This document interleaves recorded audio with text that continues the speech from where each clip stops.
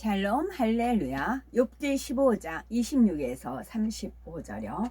그는 목을 세우고 방패를 들고 하나님께 달려드니 그의 얼굴에는 살이 찌고 허리에는 기름이 엉기었고 그는 황폐한 성읍 사람이 살지 아니하는 집 돌무더기가 될 곳에 거주하였음이니라. 그는 부요하지 못하고 재산이 보존되지 못하고 그의 소유가 땅에서 증식되지 못할 것이라. 어두운 곳을 떠나지 못하리니 불꽃이 그의 가지를 말릴 것이라. 하나님의 입김으로 그가 불려가리라. 그가 스스로소가 허무한 것을 믿지 아니할 것은 허무한 것이 그의 보응이 될 것임이라. 그의 날이 이르기 전에 그 일이 이루어질 것인즉 그의 가지가 푸르지 못하리니 포도 열매가 익기 전에 떨어짐 같고 감람꽃이 곧 떨어짐 같으리라. 경건하지 못한 무리는 자식을 낳지 못할 것이며 뇌물을 받는 자의 장막은 불탈 것이라. 그들은 재난을 잉태하고 죄악을 낳으며 그들의 뱃속에 속임을 준비하느니라. 아멘. 욥기 강의 38번째 욥을 향한 엘리바스의 저주입니다. 욥을 향해서 혹독히 저주하는 엘리바스의 모습에서 우리 인생들의 마음을 해부하여 말씀드리겠습니다. 첫째, 욥을 시기 질투했던 마음이 드러나는 엘리바스. 욥기 15장 26절에 이빨이 드러난다 그러지요. 이빨이 드러난다. 그는 목을 굳게 하고 두터운 방패로 하나님을 치려고 달려가나니 사람이 살지 아니하는 집 돌무더기가 될 곳에 거하였음이니라 했습니다. 여기서 목이 굳게 한다는 것은 바로 교만한 사람의 모습을 말합니다. 또 두터운 방패로 하나님을 치려고 달려간다는 것은 하나님 앞에 계속 불순종하게 나가는 것을 말합니다. 엘리바스는 욥이 이처럼 교만하고 불순종하는 사람이라고 생각하고 있습니다. 얼굴에 살이 찌고 허리에 기름이 엉겼다는 것은 좋은 음식을 잘 먹어서 살이 찌고 배가 나온 모습을 묘사한 것이며 물질적으로 부유한 상태를 의미합니다. 다시 말하면 욥이 교만해져서 하나님을 배반한 이유는 물질의 부유함 때문이라는 것이죠. 예를 들어 이스라엘 백성이 하나님을 잘 섬겼을 때는 태평성대를 누렸습니다. 그런데 물질적으로 풍족하여 어려움이 없으면 이내 우상을 섬기고 하나님을 배신하였습니다. 그러면 하나님께서 외면하시니 이웃 나라에게 침략당하고 포로로 잡혀가 종살이를 하는 운명이 되었지요. 나라가 망하니 성이 황폐하여지고 성 안에 사람이 살지 않으니 짐승이 우글거리고 황무한 성읍이 되고 말았습니다. 그러자 사람들은 정처 없이 떠돌아 다니며 산속으로 피난해 바위 틈에 살아가거나 산에서 농사를 짓기도 했지요. 엘리바스는 바로 욥이 그런 사람임을 비유들어서 설명하고 있습니다. 욥은 큰 부와 명예가 있었는데 하나님을 배반하니 하루아침에 자녀와 재산을 다 잃고 악창의 고통 속에 먹을 것도 없는 비참한 운명에 놓이게 되었다는 것입니다. 엘리바스는 욥을 판단 정죄할 뿐만 아니라 혹독하게 저주하고 있는데 이는 바로 시기 질투 때문입니다. 지난날 욥이 부유하여 이웃을 도와주고 타인으로부터 존경을 받는 상황에서는 친구들도 욥을 사랑하는 척하며 서로 교제해 왔습니다. 그런데 이들의 마음속에는 항상 욥에 대해 시기와 질투심이 있었습니다. 부러움의 대상이었던 욥이 이제는 멸망의 길을 가고 있으니 마음속에 가졌던 시기와 질투심이 폭발해서 나오고 있는 것이지요. 친구들은 욥의 입에서 하나님을 대적하는 말들이 나오자 이를 빌미로 마음껏 책망하며 저주를 퍼붓고 있는 것이지요. 두 번째 엘리바스의 혹독한 저주, 욥기 15장 29절에 그는 부요하지 못하고 재산이 항상 있지 못하며 그 산업이 땅에서 증식하지 못할 것이며 흑암한 대를 떠나지 못하리니 불꽃이 그 가지를 말릴 것이라 하나님의 입김에 그를 떠나리라. 즉 욥이 옛날과 같이 다시는 부요해질 수 없으며 재물이 불어나지 않을 것이라는 말입니다. 흑암한 데를 떠나지 못한다는 것은 욥이 겪고 있는 엄청난 시험 환란에서도 도저히 빠져나오지 못할 것을 말하지요. 그리고 불꽃이 가지를 태워버린다는 것은 씨까지 말려버린다는 뜻으로 조금도 남김없이 완전히 소망을 잃어버릴 것을 말합니다. 욥이 재앙 속에서 영영 헤어나오지 못할 것이라는 의미이지요. 이 얼마나 큰 저주입니까? 그러면 하나님의 입김에 그를 떠난다는 것은 어떤 의미일까요? 하나님께서는 무에서 유를 창조하시는 분으로서 말씀으로 천지 만물을 창조하셨습니다. 이러한 하나님의 능력은 광활한 우주와 천지 만물을 순간에 사라지게 하실 수도 있지요. 하물며 한낱 작은 피조물에 지나지 않는 욥을 향하여 하나님의 입김으로 후 하고 불어버리시면 그것으로 끝이 난다는 말입니다. 교만하여 목을 세우는 사람, 하나님께 불순종하고 대적하는 사람은 하나님께서 이처럼 불어버리신다는 것이지요.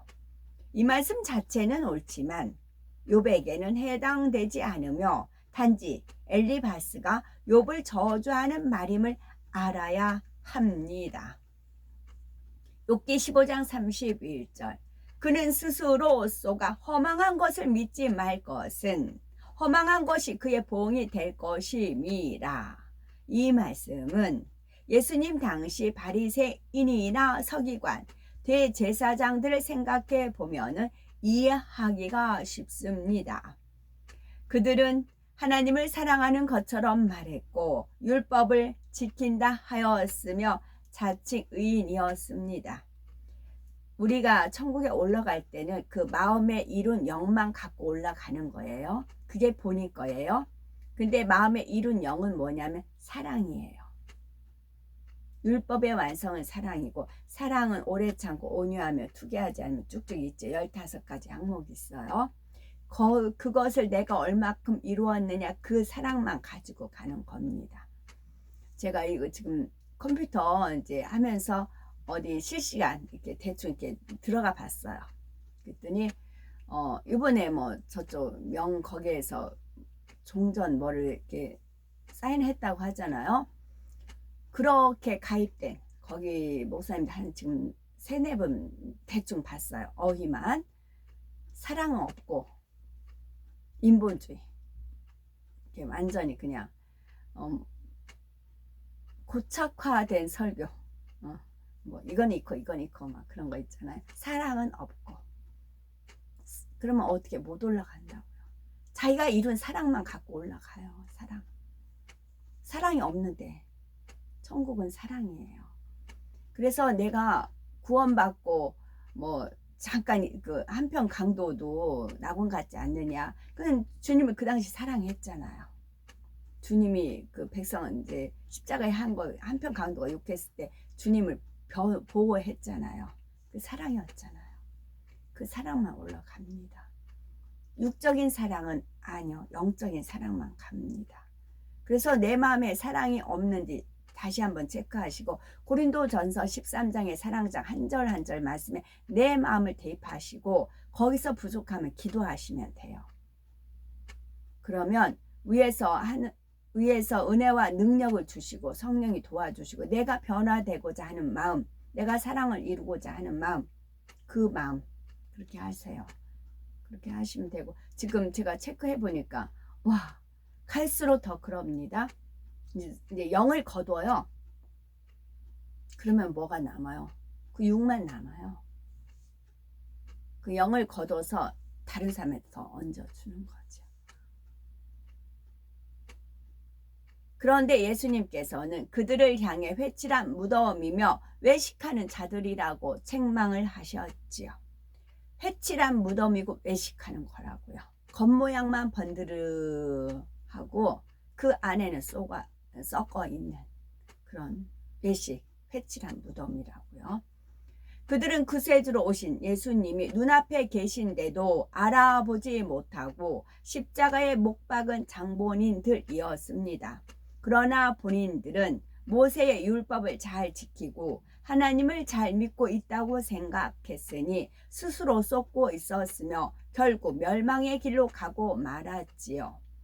엘리바스는 욥을 이러한 예식주의자 취급하고 있는 것입니다. 욥아, 너는 자칭 의인이라고 했지만 스스로 속은 것이요 결국 너에게 임한 것은 멸망이 아니냐. 너는 다 잃어버리고 아무것도 없지 않느냐라고 말씀하시는 것이죠. 욥기 15장 32절에 그의 날이 이르기 전에 그 일이 이룰 것인즉 그 가지가 푸르지 못하리니 포도나무가 익기 전에 떨어짐 같고 감람꽃이 곧 떨어짐 같으리라. 그의 날이 이르기 전에, 즉 욥 네가 광명을 보기 전에 지금까지 말했던 저주들이 임할 것이니 너는 회복될 것을 꿈도 꾸지 마라. 이렇게 말하고 있는 것입니다. 또한 나무는 가지가 싱싱하고 잎이 푸르러야 꽃도 피고 열매도 맺는 것인데 가지가 푸르기 전에 멸망이 임한다 했으니 한마디로 너는 끝장이다 이런 뜻이지요. 엘리바스는 욥에게 앞으로 회복될 것이라는 어떤 희망도 아무 소망도 갖지 말라고 하고 있습니다. 만일 포도송 열매가 주렁주렁 열렸는데 미처 익기도 전에 병충해로 다 떨어진다면 얼마나 허망한 일입니까? 또 감람나무, 올리브의 꽃이 비바람에 너무 빨리 져버리면 열매를 맺는데 큰 지장이 있지요. 엘리바스는 욥의 운명이 바로 이와 같다고 말하고 있는 것입니다. 여기서 포도 열매에 대한 영적 의미를 살펴보겠습니다. 요한복음 15장 5절에 예수님께서는 제자들에게 나는 포도나무요 너희는 가지니라고 말씀하셨습니다.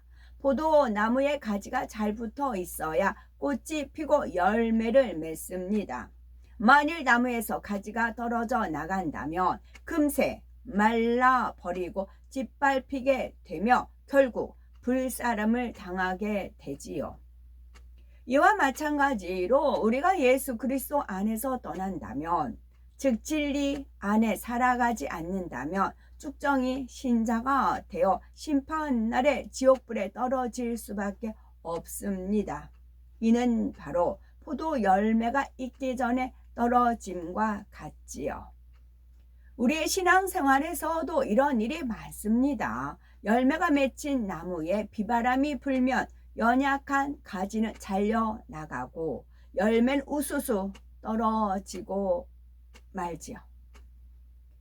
이처럼 원수마귀 사단은 우리의 환경이나 주변 사람들을 통해서 시험을 가져다 주는데 이때 믿음이 온전하지 않거나 진리 안에 온전히 서지 않은 성도들은 믿음을 잃고 주님을 떠나기도 하지요. 우리는 항상 깨어 말씀 안에 살아야 어떤 미혹이나 시험이라도 넉넉히 이길 수가 있습니다. 세 번째, 욥을 사곡한 무리에 비유하는 엘리바스. 욥기 15장 34절에 사곡한 무리는 결실이 없고 뇌물을 받는 자의 장막은 불탈 것이라. 엘리바스는 욥을 사곡한 사람, 즉 요사스럽고 마음과 행동이 바르지 못한 사람으로 비유하여 이런 사람에게는 아무런 결실이 없다고 합니다. 또 욥을 향해서 뇌물을 받은 나쁜 사람이라고 말하는데 왜 이런 말을 하는 것일까요? 욥이 부유할 때 많은 사람들을 구제하였으며 연약한 이들에게 힘을 주고 덕과 사랑을 베풀었습니다. 그러다 보니 자연히 욥의 도움을 받았던 많은 사람들을 통해서 여러 가지 선물이 들어왔지요. 욥의 친구들은 이처럼 사랑받고 칭송받는 욥을 시기 질투 속에 바라보았는데 당시에는 이를 드러내지 않았습니다. 그런데 이제 서로 변론하다 보니 예전에 은근히 시기하고 질투했던 마음이 드러난 것입니다. 그래서 욥이 은혜 가운데 받은 선물을 뇌물이라 표현하며 이런 사람의 장막은 불에 타 버릴 것이라고 저주하는 것이지요. 욥기 13장 35절에 그들은 악한 생각을 베고 불의를 낳으며 마음의 괴휴를 예비한다 하였느니라. 구약 성경을 보면 이와 비슷한 말씀들이 많이 나옵니다. 시편 7편 14절에 악인이 죄악을 해산함이여 자네를 잉태하여 괴우를 낳았도다. 의인의 생각은 공직하여도 악인의 도문은 괴후리니라. 악을 꾀하는 자의 마음에는 괴후리 있고 화평을 논하는 자에게는 희락이 있느니라 말씀했지요. 엘리바스는 이러한 말씀들을 선진들을 통해서 들어서 알고 있기 때문에 그대로 인용하여서 욥에게 가르쳐주고 있는 것입니다. 그들은 악한 생각을 베고 불의를 낳는다 말씀한 대로 사람은 대부분 머리로 불법을 생각하기 때문에 결국 악한 행동이 나옵니다. 탐욕이 있는 사람은 어떻게 부귀를 얻을까? 어떻게 다른 사람의 재산을 가로챌까 하는 생각을 먼저 하고 그 다음으로 이것을 마음에 심습니다. 이 마음이 요동하여 결국 악한 행동이 나오는 것이지요. 즉 탐심이 있기 때문에 생각을 통해서 사단의 유혹을 받아들여 결국 사기나 횡령, 도둑질 등 악한 행동이 나오게 되는 것이지요. 그러므로 창세기 6장 5절을 보면 하나님께서 홍수로 세상을 심판하시기 전에 사람의 죄악이 세상에 관영했고 그 마음의 생각의 모든 계획이 항상 악할 뿐이었다 라고 말씀하셨습니다. 마음이 악함으로 생각까지도 악한 것이지요. 그러나 마음 자체에 악이 없으면 생각을 통해서 사단이 역사할 수가 없습니다. 마태복음 15장 18절에 입에서 나오는 것들은 마음에서 나오나니 말씀한 대로 악한 마음이 없으면 악한 생각이나 행동이 나올 리가 없지요. 이처럼 마음의 선과 악이 얼마나 강하게 주관하느냐에 따라서 생각이나 행동이 좌우가 됩니다. 선이 많으면 매사에 선으로 생각하지만 마음에 감정과 미움 등의 악이 있으면 생각이 악으로 작용되며 언어나 행동이 삐뚤어지는 것입니다. 엘리바스는 욥의 생각과 마음이 이처럼 악하기 때문에 큰 재앙과 멸망이 임했다고 말하고 있지요. 지금까지의 욥의 모습을 보면 하나님 앞에 항변하고 따지는 등 악하고 교만한 모습을 보인 것은 사실입니다. 그러나 이는 연단 중에 드러나는 악의 모습일 뿐 욥은 엘리바스가 말하는 것처럼 사곡하고 가증한 사람이 아닙니다. 지금 욥의 친구들은 감정이 뒤틀리니 욥이 예전에 베풀었던 선행과 덕행까지도 나쁘게 취급하면서 헐뜯는 것이지요. 하나님께서는 욥의 친구들의 대화 속에서 우리 인생들의 마음을 낱낱이 해부해 주고 계십니다.